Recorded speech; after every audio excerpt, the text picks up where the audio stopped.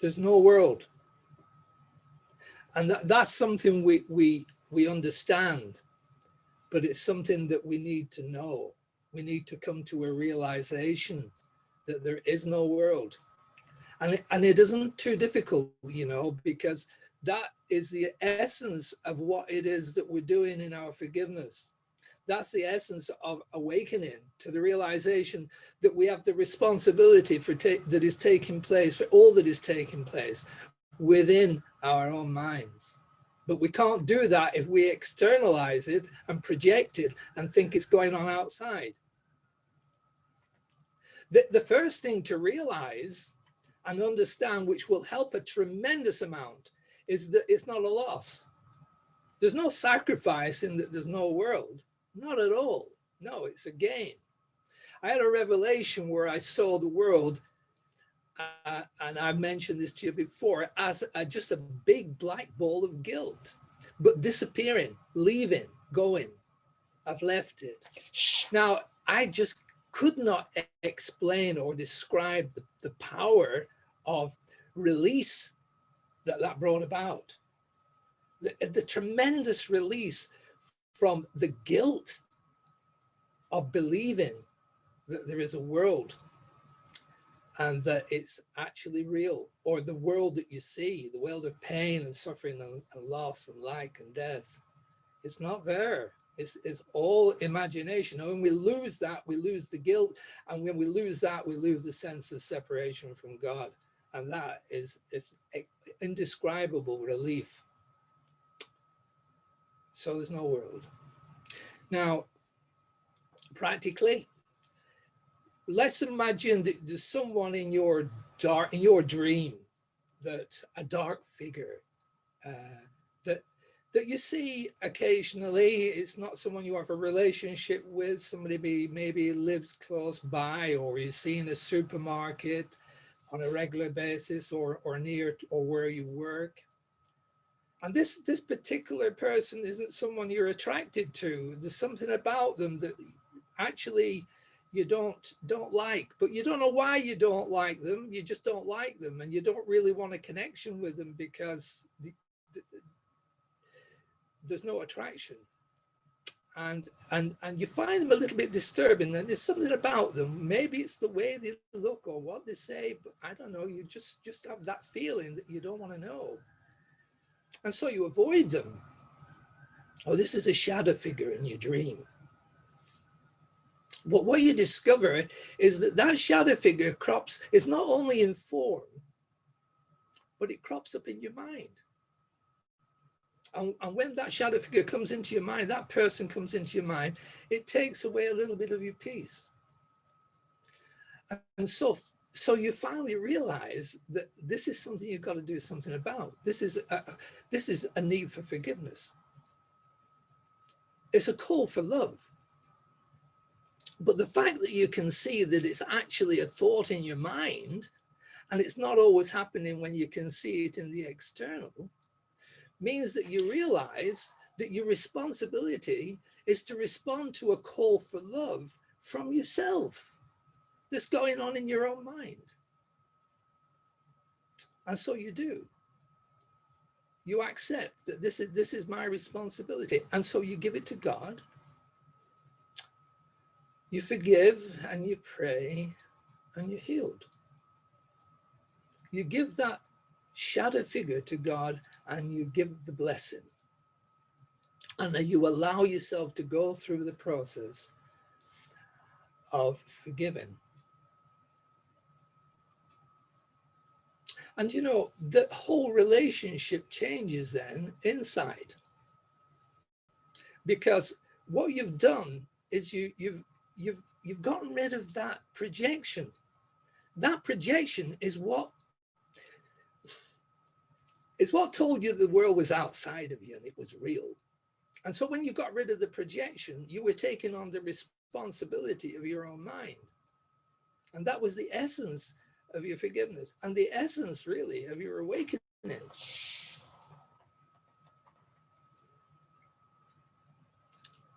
So that shadow figure, when seen as part of you, and therefore calling for help, calling for love, not on the outside, but now on the inside, is really not just a responsibility, but a gift to see that in allowing yourself to forgive that, you're forgiving yourself and releasing yourself from that guilt. And why would you not respond with love and tenderness and compassion to a thought in your own mind? See, there's no sacrifice there. There's no sense of injustice because you're trying to forgive somebody who did something to you and they don't deserve it. That's all gone, because now you can see that you're really just forgiving yourself. And that really that shadow figure is an invitation for you to enter into your Christ mind.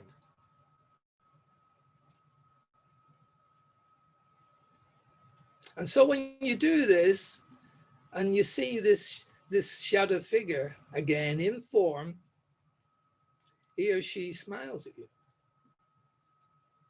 and you smile back. And it's no longer a shadow figure, it's your brother. And now there's love in a place where an ancient hatred stood. And you see these shadow figures are your saviors. They're there to help, to see, allow you to see that the projection, now that it's been let go of, and you've allowed yourself to take responsibility for the thought that is in your mind, is you're coming alive to what it is that you really are, which is love. And so you know more love, you know more about what you are as loving, as lovable, as loved. You're realizing yourself. You're realizing yourself because you realize there's no world.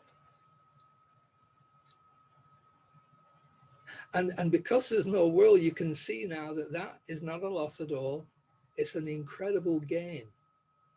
It's a gain from all the self-victimization that was taking place when you were hating yourself because you thought you were out there in form and you projected the bits about you don't like and protected yourself against healing. Protected yourself against your own innocence. And now you've realized that you can let go of that by allowing yourself to face yourself and see that all those shadow figures are thoughts in your mind that represent your call for your own true forgiveness and your own love for yourself. And there's no one else. It's just yourself. There's nothing outside of you. It's all taking place in your own mind.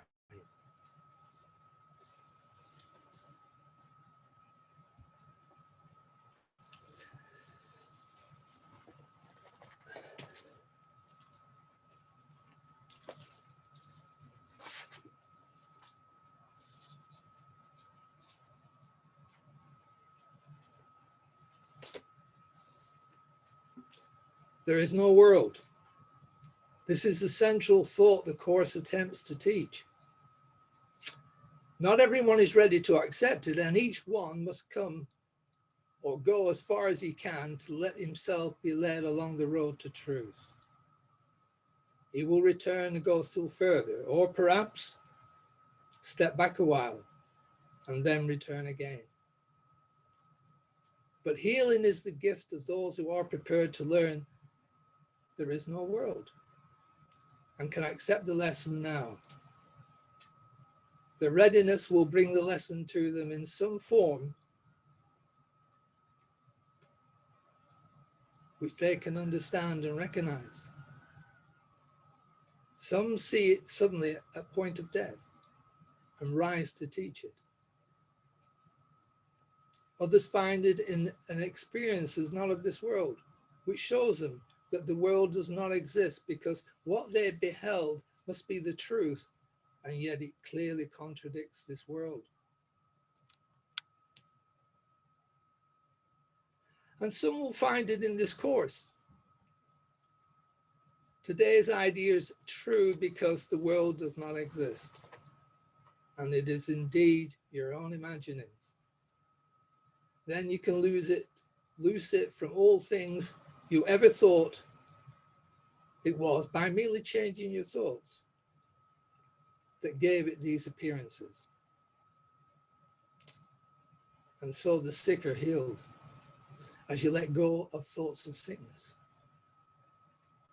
And the dead arise when you let thoughts of life replace all thoughts you ever held of death.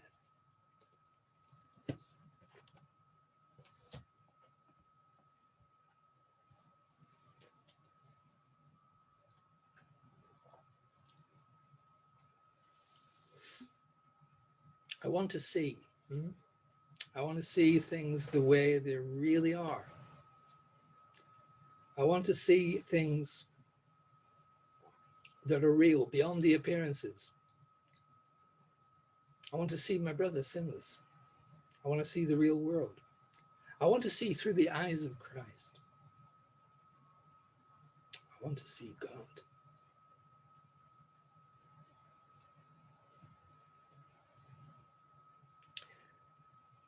This seeing is not a seeing of something that it isn't there, that we can't see. It's what is already with us, but we're blind to because we've covered it and veiled it by things that are not there that we seem to be able to see. So this seeing and this realization of what it is that's really there doesn't come through our effort or our desire. Although it is a desire, but it's a desire of the heart. It's not a desire of the mind. It's a desire of the heart to actually awaken to what it is that's there, to have that which is there revealed to us. But it can only be revealed to us through the grace of God and through our true acceptance, our receptivity. That receptivity comes when we're prepared to actually allow ourselves to be free of desire, to be relaxed inside, to be still, relaxed in a way that is deep and at the core, deeper than the body or the mind or the will, as deep as consciousness itself. That level of depth, that depth of relaxation and stillness comes from the realization I need do nothing. It has to be completely and totally effortless. And it's in that effortlessness and that true relaxation and that desireless state that the desire to see is fulfilled. And then what it is that we need to see truly, what is has always been there, is revealed.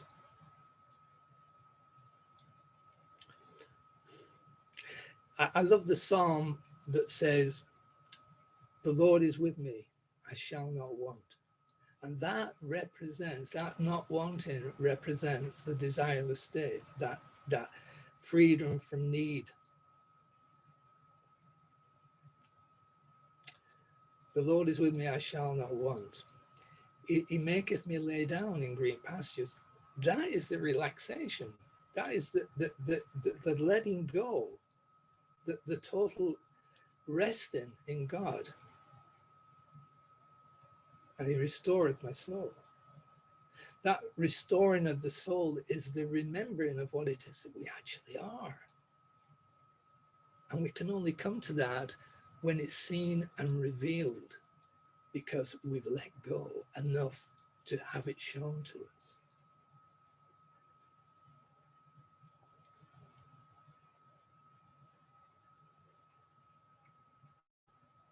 When we come to that place of true receptivity, total allowing for what it is that is really there to be seen. We're looking now in a different way. We're looking through the eyes of love. And what we see is not that there's no world, but there's a world that is different. It's the world that I truly want. Beyond this world is a world I want, and this is the world we're truly seeing. And this is where we can say now, truly, I am reconciled to the world. I've let go of the world of illusions, and I've discovered my reconciliation with that which was created for my benefit and my awakening and my self-realization.